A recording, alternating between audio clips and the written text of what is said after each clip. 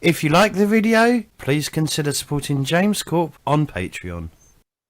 Hi, welcome back to week 8, part 3. We're going into the final hour, maybe the conclusion, who knows. So don't forget, if you're watching this on YouTube, to like and subscribe, and if you're watching this on Twitch, hit that follow button. So, Mr. Scott, Mr. Games Master, what's going on now? Okay, so where we left off is the rest of your party, Maligno, has followed this blood trail found by Elfgarn as they're making their way through the city, tracking this. You've decided to take a side step and follow this Balmello, this witch hunter who's come to you and asked you if he could, assist you in this, capture of the murderer. And you've declined, but you've decided to follow him as he's headed south towards this tavern that he said that you can meet up with him. His entourage has split off, leaving him eventually alone with just 2 of his men and this odd child. This very corrupt child, according to Oleg. At which time he makes a side turn down another street and starts making his way back to the northern part of the city. And, eventually you can tell. Mm-hmm. Do I think he's heading back to the town, the square that we want in the, is it the frog? Is it the frog square? The Toad Square. Oh yeah, Toad Square. I was close. I would say that's the general direction that he's headed. Okay, so rather than me following him and possibly giving myself up, I'm gonna head back the way we came, back to Toad Square. Right. And if you move swiftly, he's at a walking pace. When you leave him, if you move swiftly, so are you heading back to meet up with your companions, or you're back? I don't know where they've gone. Okay. Well, I assume they're following the tracks, and I'm not very good at following tracks. So are you going back to Toad Square itself, or are you going back to this stable where the murder was, which is near Toad Square? I want to set myself up so I can actually see Toad Square and the stable, if that's possible. Fair enough. Yep. Absolutely. So it is. Hold on. I just need to look up something real quick. Here we go. No. And I'll get rid of this lice-ridden hat and cloak, and give it to some peasant or something, poor person. Okay. Great. Okay. So you get to Toad Square quickly, and you've situated yourself a good distance, and you're keeping an eye on this stable. The crowd seem to have dissipated a bit as the guard has moved on, and eventually you do see coming out a side alley is Balmello, along with his henchmen and this child.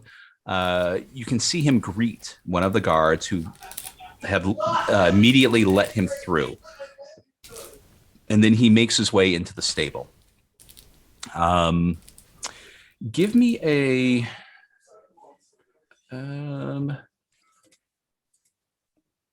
let's see here.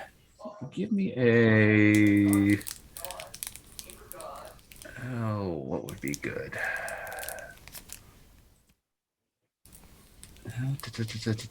Give me a vigilant test. At a 0. With just a straight vigilant roll.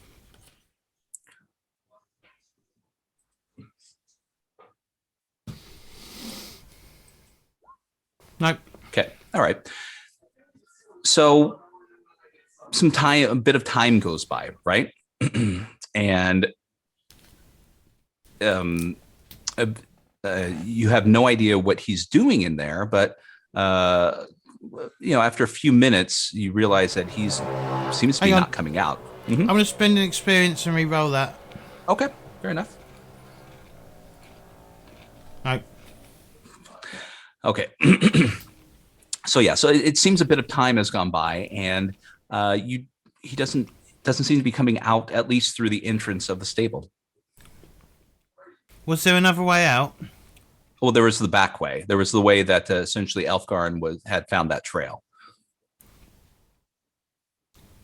Okay, so if I'd known that, as soon as he's got into the stable, I would go closer to the stable and set myself up so I can see the front and back entrance. Fair enough.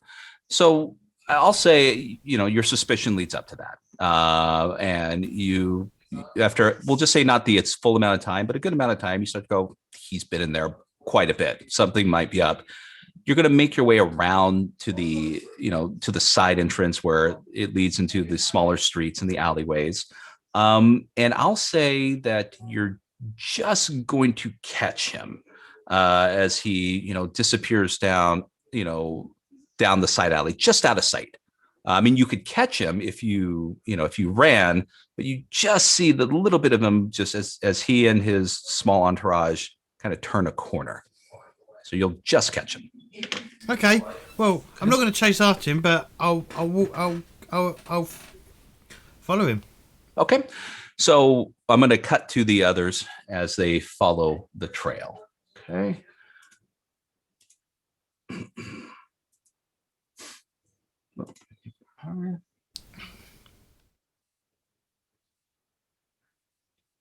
Okay, so Alfgarn, you and Oleg and Revnia and oh god, I forgot Danny's character. It's been so long. Zarix. Yes, Zarix. That's right. And Zarek pauses to beat up a couple small children and other things that's within his character would do. Sorry, Danny. But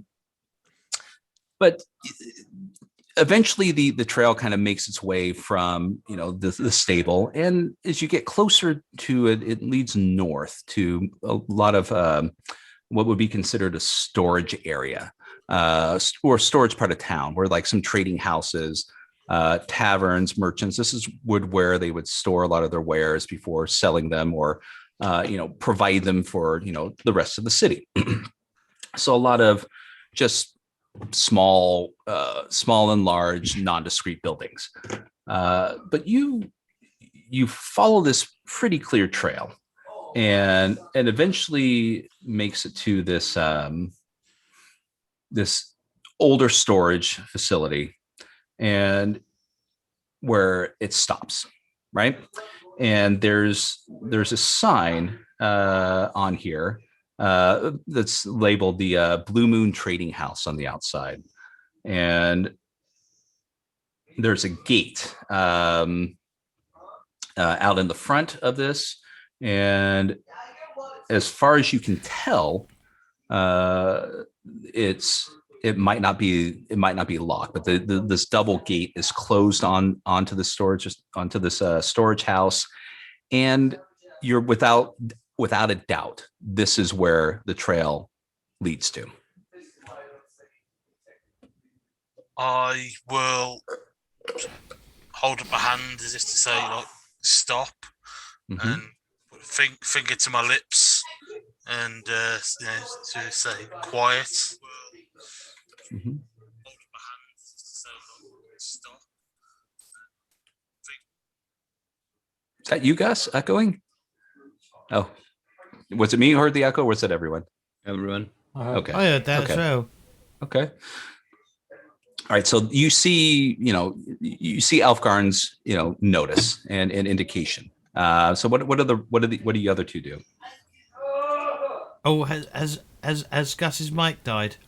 Oh, maybe. Hello? Yep, you're there. No, you're there. No echo? No. That was kind of disconcerting. I don't like listening to myself at the best of times, and that was far from the best of times. So basically just to tell Revnia, Zarix, and Oleg to be as quiet as possible in case our mystery person is inside. Okay. All right. So how do you approach then, now that how do you approach the situation? This building, are the windows, doors, front door, back door, Is it a single level, multi-level building, or? It looks to be a multi-level building, but it's like it would be like what a warehouse would be. There probably isn't a second floor, but the front of the building just has just a gate. But you can see from some of the other buildings that there might be a window. There's just not one on the front. I'll just whisper to the others, where's Maligno when we need him? I mean, if this was the forest or outdoors, I'd fancy my chances of sneaking closer. Mm-hmm. But I'm not really a city sneak. Now, mind you, this is like almost the best way to describe it. This is an empty street. This is a row of warehouses, maybe an older section. So there's not really there's no traffic to speak of currently where you're at, almost as if this might be abandoned of sorts, or at least not utilized like the other warehouses might be. Let Xerox bash the front door. I was going to say, could I approach the building, get closer to it, maybe have a listen, see if I can hear anything inside? We could knock on the door and try and sell them stuff. We're back to, balloon animals again. Go ahead and give me a vigilant test at a -1 while you're listening at the door.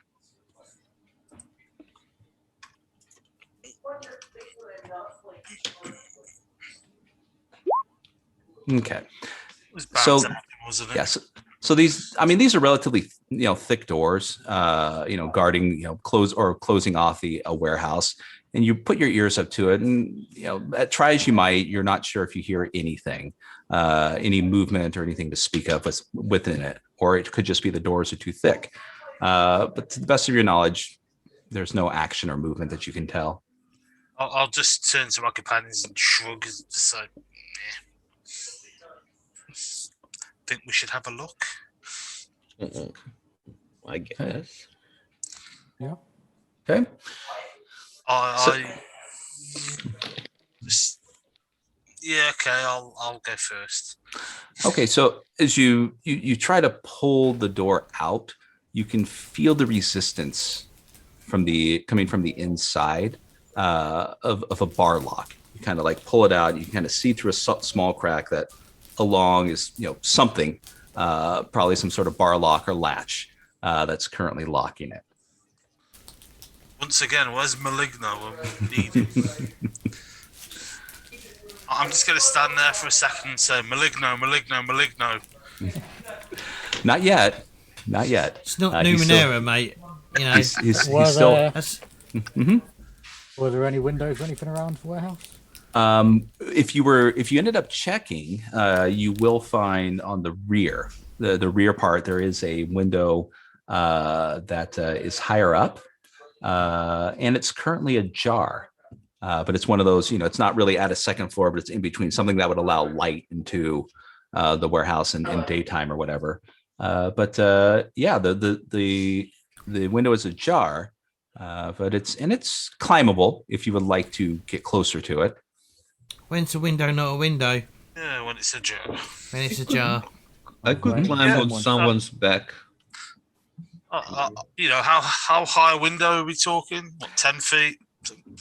15? A second story type, or in your instance, a first floor type window. I'm getting used to that. So yeah, it would be about that high. So I think I'll say to the others, I think I might be able to climb up to that. Mm-hmm. If I can get finger holds. And mind you, in this back alleyway, there's a few crates. So you could stack the crates together. If you have a rope, it's open enough that would allow you to throw in a grappling hook and a rope.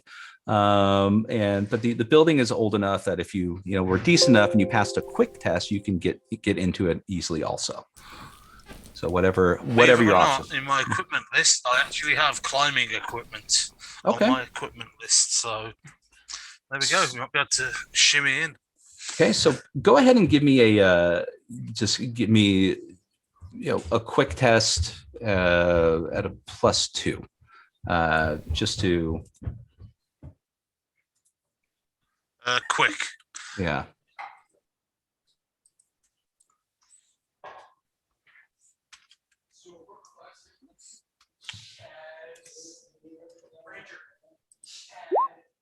Okay, great.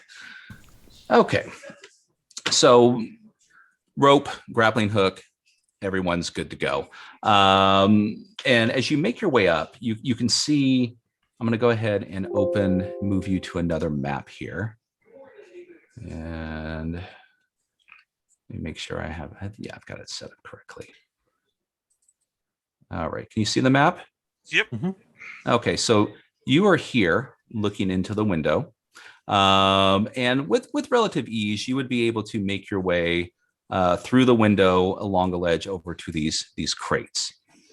But as you're looking there, Elfgarn, and the others are behind you, and they'll be climbing up shortly. What hits your senses is this almost overpowering sense or smell of decaying flesh. Just you something that you would recognize if if you were in an abattoir. After you would bring in hunt to be skinned or traded, that's overpowering scent of just flesh starting to turn. That sweet smell, sickly sweet. Okay, so do you make your way in and the others follow? Yeah, I'm gonna shimmy to the left towards those crates. Give the line behind me a bit of a tug, as if to say, come on up. Okay, and let's see if I have your tokens here.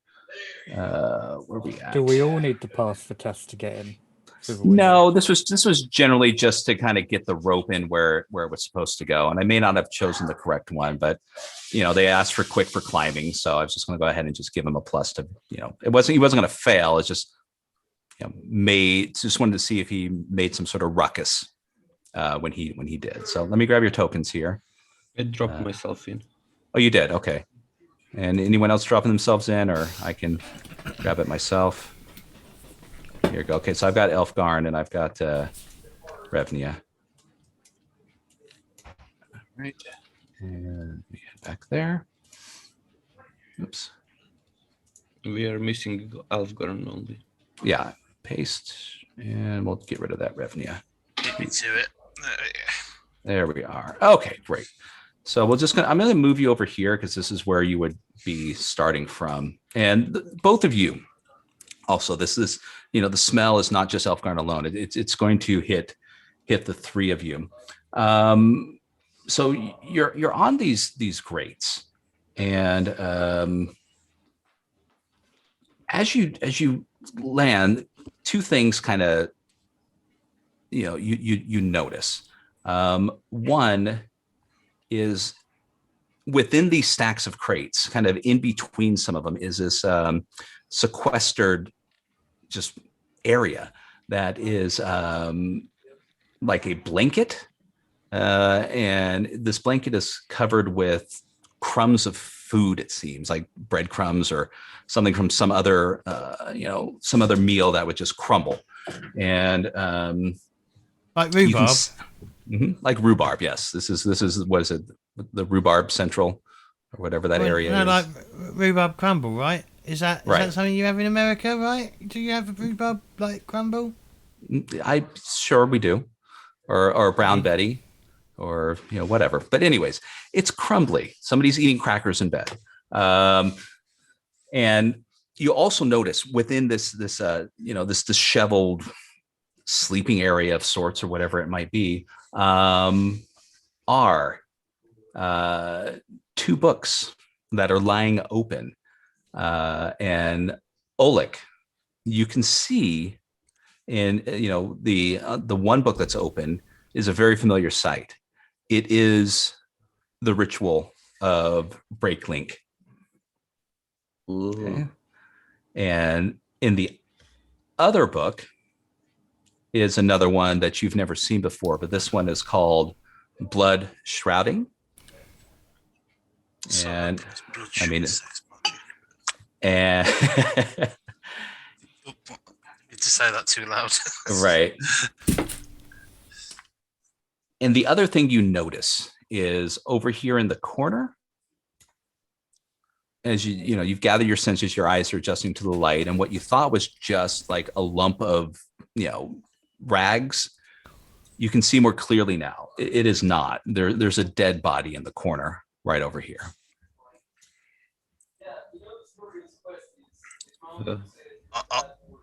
I'll look at Revenue and sort of look towards this collection of rags where the dead body is. And so, do you want to go take a look? I'll cover you from here. I can poke it with the stick. And it's in this corner. Yes, it's over in this corner, lying over here. And it looks dead. It does. Yeah, I mean, it's not. It's just laying there in a lump on the ground. Ravni has seen enough dead bodies to know.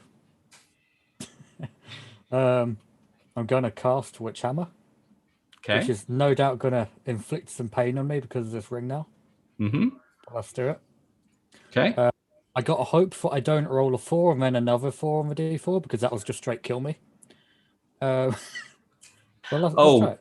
Do you? That's right. I forgot you said you were going to go ahead and bond with the ring. Do you need the information, or do you have the information of the ring? I know it does. Okay. All right. I know, but it could kill me right now. The viewers don't know. Yes. Well, let's go ahead. If you're going to do that, if you want to, let's see here. Who is on physical damage? One each point. Okay. So each point does it. And how many points are you going to do? Or which hammer? I roll. Which hammer is 1d4? So if I roll a 4, I then would suffer 4d4. 1d4. Yeah. Yeah. So let's affect that first. That's right. Roll. That is the see if it succeeds. Sorry, let me do the corruption roll. Okay. Dead. Children, it's magic 1d4 is bad. per corruption. Per corruption. So I roll another one. Yeah. I'm taking 12 damage. Oh wow. Does that knock you down? No, it does hit. Well, no, actually, it's past my pain threshold, so it does knock me down. Yes. Oh wow. But we'll do that after. What were you going to do with Witch Hammer? You're just going to prepare it? Yeah. So my Flayer was now a light, and I'm knocked down. Right. Okay. So now, Revenue, one more question before I proceed. Were you just doing that out of, this is just something you decided to do, or were you letting your companions know? I just did it. Okay, great. So that's moving up to this dead body. That's fine. So correct me if I'm wrong. So the scene is going to be Revnia is going to look across as all the rest of you see this lump, this dead body lying on the ground. And then out of the blue, Revnia's flail glows a bright blue, and then she collapses on top of one of these crates with a loud clamoring. And she's covered in metal armor, her flail coming with you, and as soon as the sound kind of dissipates from the echo of her collapse, the body over here in the corner, you hear a groan as you hear, and two skinless hands start to push itself up, and you can hear the sticky, the sticky sound of dried sticky blood rip away as it pushes itself up, and a skinless head turns towards you. And here we are. Go ahead, James. Is Scott flashing for anyone else? There's a little bit of flashing going on, yeah. Yeah. You mentioned it. Here, let's see. Does that help? Yep. Yeah. What was it? Flickering rather than flickering. It may be due to the light Oh, no, it's back again. It is back. Yeah. It hasn't gone. James, you need to stop using witch sites, okay? That's what it is. Here, All that corruption. it's overcast here, and the camera may be trying to compensate for it. There you go. Daylight, that might help. Yeah. Yeah, it's just I noticed this camera, this Logitech, it does that sometimes, that if it's not a direct light, it's constantly doing this real light process where it's trying to compensate. Even as I'm doing it now, I'm moving my hand in front of it, you can kind of see it flickering. So yeah. All right. There we go. Okay. So as soon as I see Revenue collapse or hear, see, obviously we've all seen Witchhammer effect before because we've seen it in combat numerous occasions, but we've never seen Revenue collapse. So as soon as that happens, I will, get my bow, knock an arrow, and I would have been looking around the warehouse to see for any enemies. Because as far as I'm concerned, something's attacked Revenue. Oh yeah, you're going to hear the groan and this body start to peel itself away from the stone floor as it rises towards you. When I see this, creature, this undead abomination, whatever it is, doing whatever it's doing, I will turn to Oleg and say, looks like it's me and you, kid. I'm on healing duty. See if we can stop it from getting to us. Okay. Rather than going to it, because I don't really fancy our chances without Rovnia. If I heal the Revenue, does she get up? I'm not dead. Like, she's not prone. It's just Yeah. It's just kind of a prone. It's not like she's passed out. It's just at your threshold. You're knocked. It was a lot of damage in one hit. For most, any of us have taken in one hit up to now. She's got a nosebleed. Inflicted. And I may as well say it now, Scott. I'm going to use my hunter's mark on this thing. Okay. And you have the high ground. So I'm going to, obviously I will give you pluses when we go into battle. I'm just getting its quick, which is probably not that good. And all right. So let me just add this to turn and there. Okay. And sort it. Whoops. There we go. Okay. I'm 10-2, so how does it work? Yeah, we're gonna let the heroes go first in this regard. So here we are. Okay, so where's the initiative tracker gone? Yeah, I was doing that. Disappeared? There it is. All right, so Elfgarn. Yes. So you witnessed what you just mentioned, and you see this thing kind of this body rise up from the ground. It's completely, its skin long gone. Its blood dried and sticky, but nonetheless, it's still the look of this thing moving in front of you is enough to rattle even the strongest warrior. Is there like fear checks in this game? I mean, no. I mean, there can be. It depends on if there's something that would require it, like like any sort of skills or things. But this one does not have it. I mean, as far as I'm aware of, J-Wall. Yeah, no, it's pretty much that. Yeah. It's only if like they do Terrify or something. Yes. Right, exactly. If it has that trait, so to speak. Okay. It's a horrific, disgusting sight, but other than saying that, we don't need to. Okay, so everyone is familiar with. I know it's been a while. Everyone's familiar how combat works. We've got the obviously the one with the quick, and you have two actions. You have a movement action and a combat action. Unless something tells you otherwise, that you can swap it out for a different action. Okay, so you said Elfgarn, what was it you were going to do? I forgot. Sorry. Yeah, I'm going to use my hunter's instincts on this creature, which is the one that allows me to reroll a missed attack. Okay. And yeah, we'll get ready to unleash an arrow in its general direction. Okay, so its defense is going to do a +2. Okay.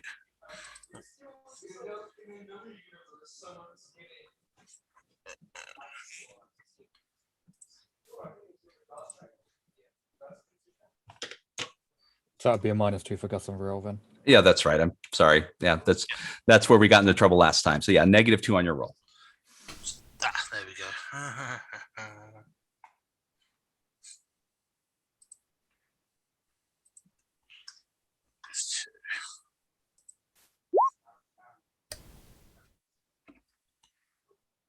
That is a hit for 4 plus Okay. D10 plus, and I get to add an extra D4 damage from my Hunter's Instinct. Okay. So I'll just roll a random D4 for that. Mm-hmm. That's another 3. 7 points of damage altogether. Excellent. Okay. So the arrow sinks into this this undead abomination, and any normal man would have been felled by this this impact from your arrow, but it just seems to sink into it like you're shooting into a side of meat, and it continues its shuffling towards you. But Revnia. Mm-hmm. So what do you do? Get back up. Okay. Now you still have your movement, I believe, because that counts as a combat action, or is that part of movement? Let's see here. No, stand up. That's your movement. So you do have a combat action remaining. Am I close enough? No. To hit it with a flail? No. You would need to run towards it. Jump down from the boxes that you're on and run towards it. That's my turn then, I guess. Okay. All right. So yeah. So I want to say the other two may feel a sigh of relief as after witnessing what happened to Revnia, she does get herself back up, maybe implying that a tad of embarrassment. But you've never seen this before. So Oleg. I'll entangle him. Okay. Tangle. Okay, it's just a second. I didn't did. Okay, just straight resolve. Resolute. Okay. And is it against their resolute? No, they have to. I have to roll my result against their strength. Okay. At the start of every round. Next round. Okay, great. So yeah. So you hear the.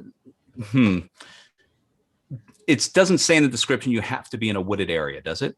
No, if I'm in something like that, it springs from the cracks of. That's fair enough. So yeah. So this is an old warehouse. The cracks in the cement. You see the stone pushed aside as these roots come in and entangle this bloodied abomination as it tries to shuffle forward, but its groaning continues. Miss Ravnia, wait! Don't attack him. I need to heal you first. All right. So and this is on his turn, right?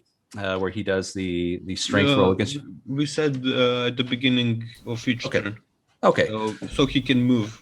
Right. Well, he's the last one, so he'll go ahead and make the beginning of this turn, and then he can continues at that point. So it's resolute at a -5.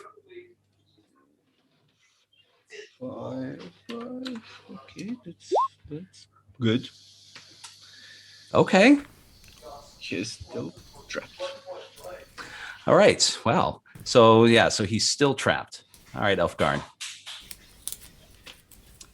Yeah, I will take another shot.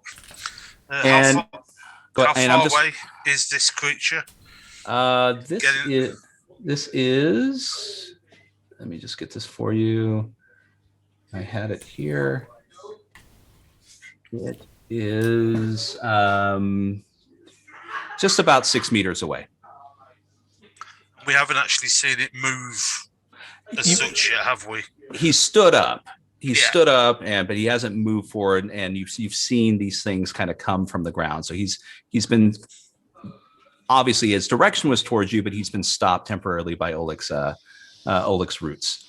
Okay. I sort of mutter a word of thanks to Oleg for his spell, and sort of offer a sort of half smile when I see Revnia get back to her feet, and I'll unleash another arrow at this creature. What's the armor rating and all that baloney? This is going to be 0 because I'm going to say he's not moving, and you've got the high ground. So we're going to give you a couple bonuses there. That's 6 plus the D4. Okay. All right. There's my D4. There it is. So that's 8 points of damage. Okay.